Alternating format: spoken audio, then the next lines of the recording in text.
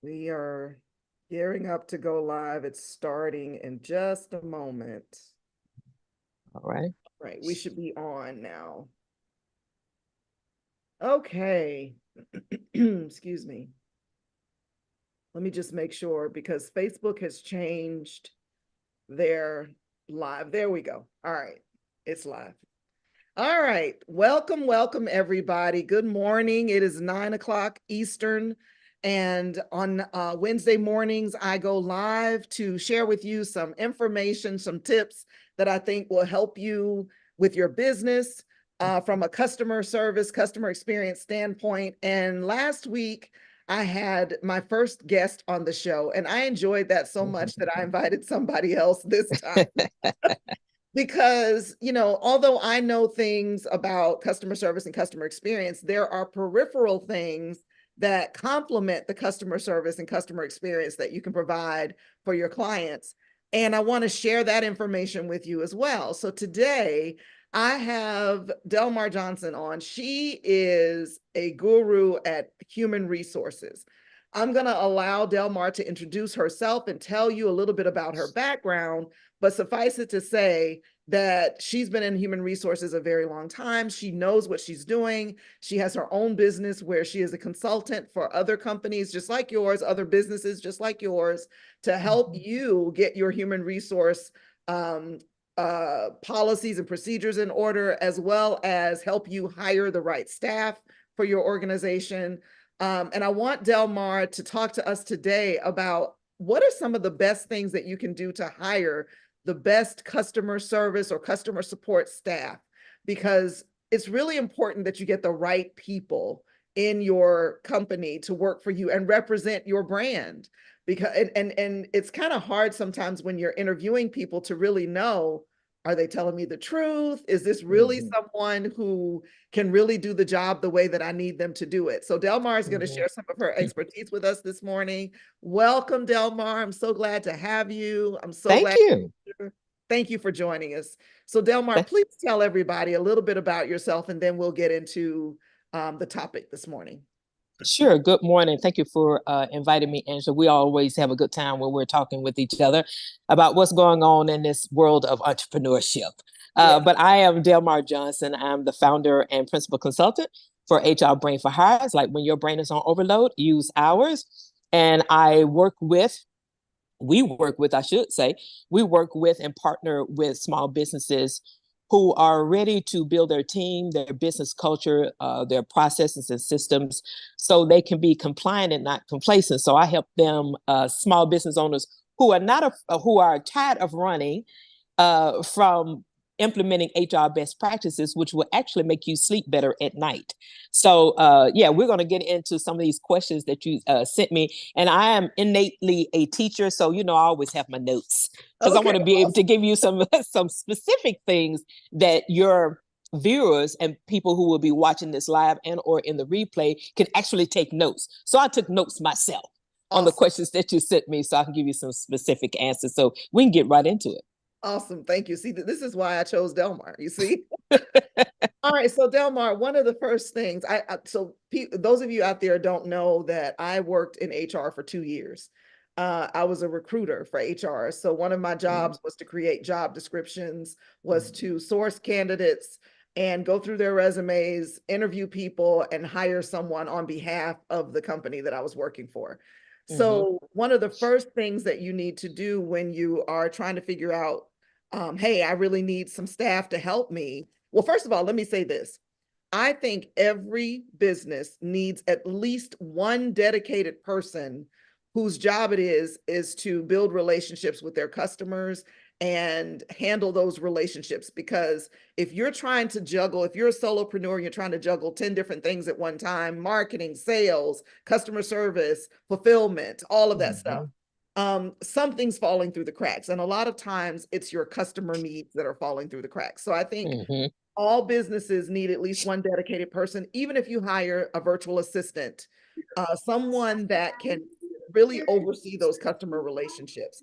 So in building that job description, Delmar, how do Mm-hmm. you create one in order to find the best customer service reps for your business? And what about if they're virtual? How do you Well, write? job description? Well, you know what? Let me give you, I have about 5 or 6 points I want to give you specifically, and that's whether they're in-house or virtual, because the job description is the job description is the job description.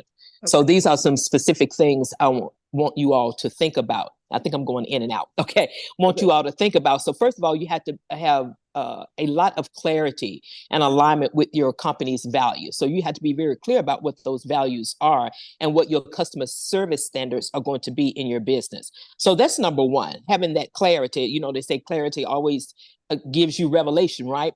Of what it is that you need to do. So having that clarity on what your company values are, your culture is, and then what your customer service standards are going to be for your business and then for your clients, right? And for your customers. You want to start with a compelling job title. You know, we've always heard of like CSR, right? Customer service rep. But now, you know, we're in the 21st century. We have the AI, we have all the things, right? So now you have to really up level that customer service rep title to more like maybe customer experience specialist or client relations, right? Client relations, or even client happiness coordinator. So you Oh, have I to like that. really, yeah, so you have to use different titles to catch the attention, because just customer service rep is not really going to catch the attention of that quality customer service professional that you want. At least I believe. All right. So we could play around with the names. And then you also want to outline that job description with essential skills, right? Essential skills like communications. That's number one. Knowing how to communicate, communications, problem solving, because your customers are typically calling with maybe a potential problem, right? So knowing how to problem solve, have empathy, have empathy, try to see how you would act in their shoes, right? So empathy, and then having a positive attitude. Now, we know it's not always easy to have a positive attitude. That's why we have to compartmentalize sometime our day, because our day can begin to life. Okay. Life can begin to life, but you have to know how to compartmentalize that so you can really come across to the customer as someone who's actually paying attention to find out what their needs are. Another point I want to make is be specific about the type of interactions they will handle, because not all customer service specialists, do the same thing or handle the same thing. It just depends on how you have your business set up, right? But being, how are they going to handle the phone, the email, the AI, the chat bot? All those things are come into play now, and how are they going to handle that? In what capacity are they going to handle that? Two more points I want to make: emphasize the importance of customer satisfaction and how their role contributes to the company's success. So an employee has to know what their value is in the company. The Right. customer service profession has to know how they are bringing value, and it's not just about answering the phone or making sure you follow the chat bot, or the emails. They have to know that they are an integral part of your business. And then the last point I want to make is invite candidates to showcase their passion for customer service and their ability to thrive in a fast-paced environment, whether you have a small, medium, or large company. But we're talking about specifically with small business, I believe, is I invite them to showcase them. So if if you get to the point where you're interviewing them, then give them some type of pre-project, if you will, or a how do they answer the phone kind of thing, or how do they communicate via email, because email doesn't have a personality. So you have to understand how to bring your personality into an email that will convey what it is that you're trying to say without being harsh, but have a sense of empathy in the email. And that takes practice it takes practice to have those kind of emails. So that's how I would answer that first question about creating the job description. And like I said, that's whether that's an in-house or a virtual customer service professional. You brought up some really, really good points. I actually took some notes down here because one of the first things I tell my clients is that their employees are their first customers. So Yes. if your employees don't feel valued and appreciated, how can you expect them to help your customers, your external customers, to feel valued and appreciated? So companies have internal customers and external customers. And Yep. if you don't treat your internal customers right, your employees right, it's hard to create an environment where your external customers will be happy as well. So that's the Yep. first thing. Number two, you were talking about empathy. And I actually know some people who struggle with having empathy. It's hard for them to put themselves in other people's shoes. And what I try to tell my clients is I want you to think about it this way. If a customer is talking to you about a situation, I want you to think to yourself, if I understood this situation the way they understand it, even though I think they may be wrong, Mm-hmm. but if I understood it the way their brain is understanding it, would I feel the same way? And the Mm-hmm. answer more than likely is yes. If you understood the situation the way they understand it, more than likely you would feel the same way. So then if you would feel the same way, how would you want to be treated? How would you want someone Exactly. to handle that situation? So empathy is huge. And then what was my other note? Let's see. Oh, buy-in from the employees. Yes. So Mm-hmm. I think nowadays, I don't know. I don't know if it's because we've heard so much that it's hard to find good employees. Uh, Mm-hmm. and that, there is high turnover in certain areas, certain fields. There's high turnover. So I wonder if that's the reason that a lot of times companies and small businesses don't really take the time to properly train employees, to Mm-hmm. really get their buy-in into being a part of the company culture and letting them know how important their role in the company is. And, Mm-hmm. because if I work for a company and I realize just how important my role is, and that if my role breaks down, it could literally cause this company to lose a lot of money, which could jeopardize Mm-hmm. my job, right? If Exactly. you explain it that way and show them how they work, how their job is in the hierarchy, maybe they'll have more pride in their job and want to do a better job in it and work harder for you because they feel like they're part of this community, part of the family, so to speak. But I don't know that a lot of companies do that anymore, and I think that's a shame. I Mm-hmm. think that's a misstep. Companies are missing out if they don't do that. And then the titles. I love the titles that you had for the positions. Please Yeah. reiterate that. What were those titles Oh, again? sure. I said customer experience specialist, client happiness coordinator, That one, yeah. and we've all heard of client relations Yeah. too, because it's relations. That's the word that we need to pay attention to when we Right. talk about customer service, because it is client relations. But that client happiness coordinator, that will catch somebody's attention Right. when they're scrolling on the job boards or wherever That's you good. have your jobs posted. Yeah. I So you have love to think outside of customer service rep. It's like you want more than, and I'm not knocking the title customer service rep because a lot of great people are out there, but we're living in a time now where you really do have to kind of think outside the box of the title, but then, the task and responsibilities are aligned with that title as well.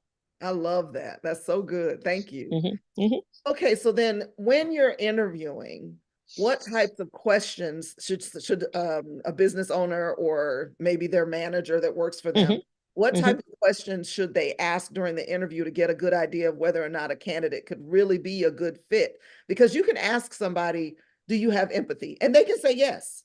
Right. They really That's a don't. close-ended interview question. You want Right. open-ended interview questions, behavioral and situational. So I got some examples I'm gonna read Okay. off to you in my notes. One can be, can you share a memorable experience where you went above and beyond to satisfy a customer? And whatever that is. So they have to, we have to think back into the recesses of our mind what an answer would be, what a great answer would be for in your vetting the person. Another Yeah. question can be, how do you handle irate customers or difficult situations? Mhm. Because I myself, I have to admit, I've been an irate customer before. If I was just so frustrated and then I had to go back, I actually have called back and apologized to a customer service rep. So you know what? It had nothing to do with you. It had nothing to do with you. That was everything about me. A few more questions I wrote down. Describe a time when you had to collaborate with a team member to resolve a customer issue. So, how did you work with your team member to Right. resolve this issue that you couldn't potentially complete by yourself? Because we're in this thing together, right? So we always have to have help in some form or fashion. If we don't always, because no one person knows all the answers of how to resolve something. Right. What motivates you to deliver exceptional customer service? So what motivates you? Why are you wanting a customer service related role? And is that your background, or is this just a job that you're, trying to get a paycheck from? So those kind of questions helps to bring out their personality. and how they think about customer service. And then another question I wrote down is, if a customer complains about a product or service, how do you handle the situation to ensure their satisfaction?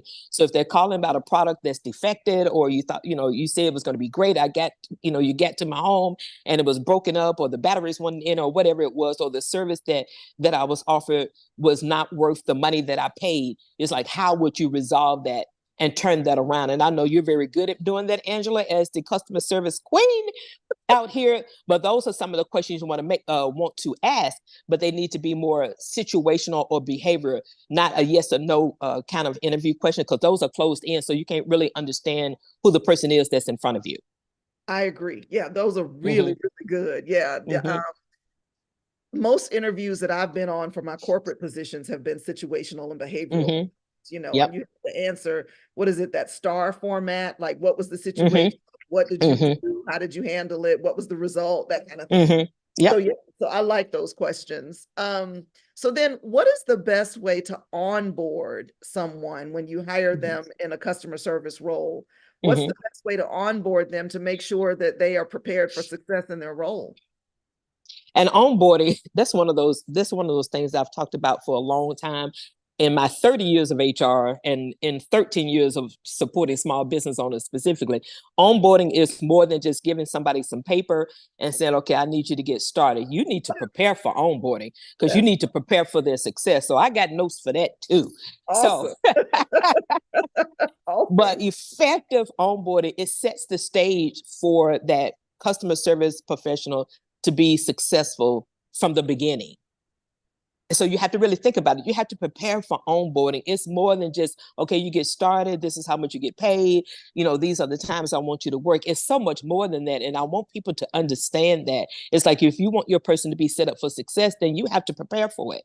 You have to prepare for that person. So that's how you begin to set the stage to it. But you have to start by providing, being sure that you're going to provide training. We talked about that a few minutes ago. It's like companies need to incorporate training into their onboarding, or at least have a schedule of what the training is going to be in those first 30, 60, 90 days. So having that, so they can understand what your product or service that you're offering.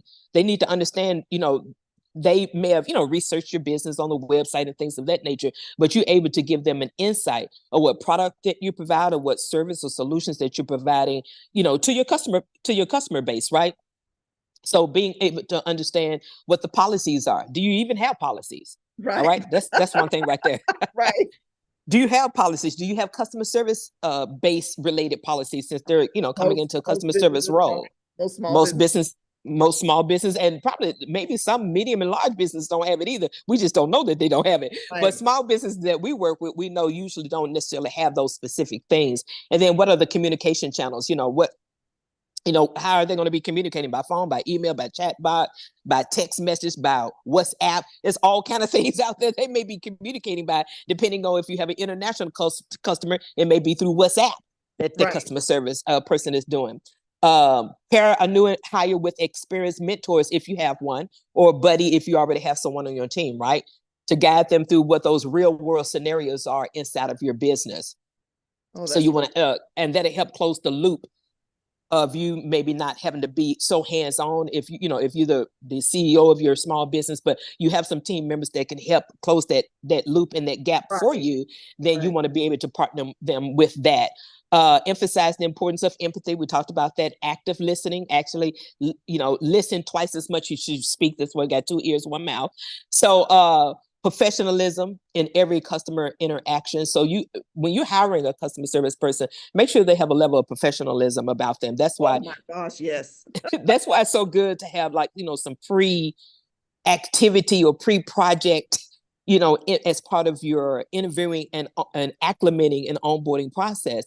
Actually in the interviewing, you want to have some activities where you can vet them better to understand that they are professional in their writing and how they write, and how they speak, and how they communicate with people. And then lastly, ensure your employees feel valued and connected to the team by fostering a positive and inclusive work culture from day one. So you have to prepare for onboarding. It cannot be haphazard. And I've had I've had conversations, is what I'm trying to say. I've had conversations and I've worked with small business owners who didn't have anything in place for onboarding, but that's why they brought me on to help Right. them with that.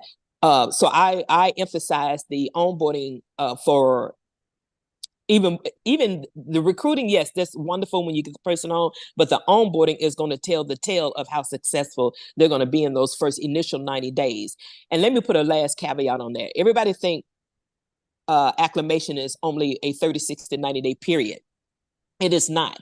Yeah. And I would tell you, the Ritz-Carlton validated my statement when I said that it takes a minimum of 1 year for somebody to be fully acclimated in your business so they can be able to go to another level in your business, not fully acclimated in everything that you do in your business. So it really takes a year to get them to a point where they feel comfortable, they feel valued, and they have contributed a level of expertise in your business and a level of value and return on investment in that first year for them now to be trained up to go to another level. So I just want to put that in there. So shout out to the Ritz-Carlton for validating my statement I've been saying for the past 13 years.